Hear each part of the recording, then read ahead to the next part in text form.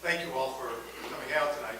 My name is Rich DiPentima. I reside in Ward 1 and represent Portsmouth and Newington. I'm on the Health, Human Services, and Elderly Affairs Committee, which, strangely enough, has been a very amicable group of folks. Unlike what we see happening in the Chamber of Horrors on Wednesdays, what's been happening in Health and Human Services Committee has been very bipartisan, very collegial, and almost everything, and I'll describe a few things that have happened there, we've done have been almost unanimous on all the bills that we either have recommended to kill or those that we've recommended to pass have almost all been unanimous votes, 16-0, 18-0, maybe 17-1, something like that. Very collegial group, very bipartisan, very what can I say, ideologically motivated for the most part. So I've been very pleased with that. But there have been some issues. One of the main bills that we saw was the Planned Parenthood, so-called Planned Parenthood bill, which would have eliminated, prohibited the state from entering into any contracts with Planned Parenthood or any other entity that provided abortion services.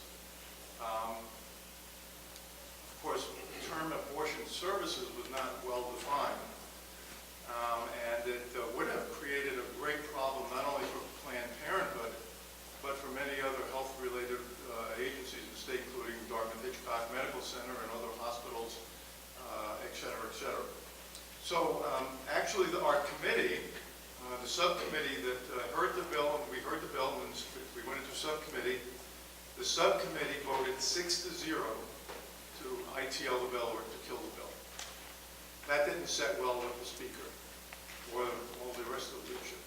So the day of the executive session on that bill, we were talking to the executive before making a full recommendation to the House, and it was expected that the committee would have probably come out with a very strong motion to ITL the bill.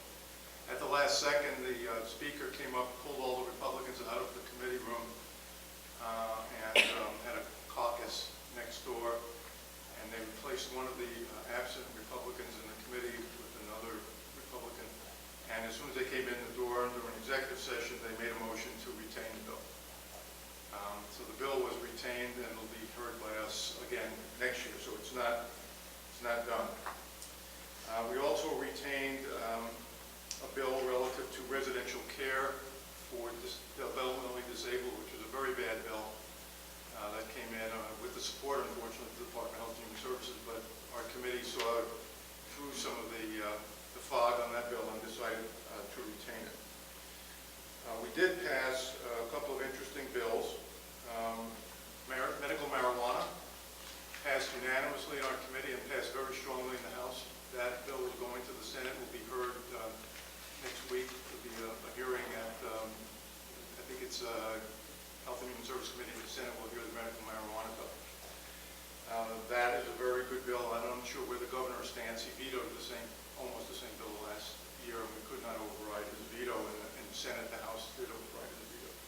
We also passed a Lyme disease bill in our House committee, which would allow or require actually that the Board of Medicine post on their website that they would not take any adverse action against any physician who prescribes long-term antibiotic therapy for people with chronic Lyme disease. It was sort of a compromise, so we would all not look like the medical community was preventing people who wanted to be treated with long-term antibiotic therapy, but we also didn't codify that in the Board of Medicine as an issue where we were getting to the business of practicing medicine.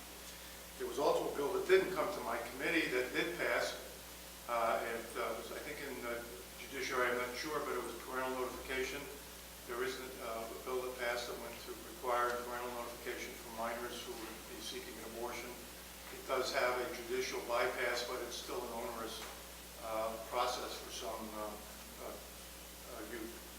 So the major concerns that we have relative to Health and Human Services, and there are many, many of them, were not part of bills that came into the Committee on Health and Human Services. Most of the real disasters that took place so far in the House side were done all as part of HB1 or HB2, which is the budget and the budget